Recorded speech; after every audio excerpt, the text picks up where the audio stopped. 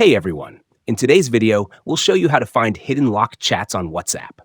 If you've locked a chat and can't find it, don't worry. We'll guide you step by step. Let's get started. First, open your WhatsApp app.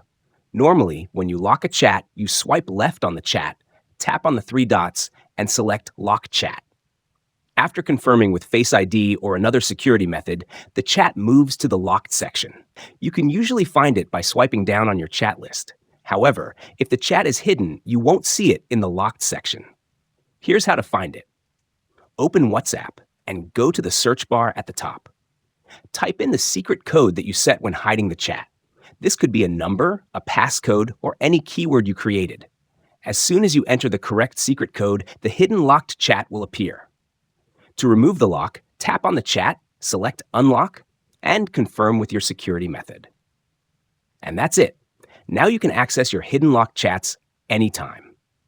If this video was helpful, make sure to like and subscribe for more WhatsApp tips and tricks. See you in the next video.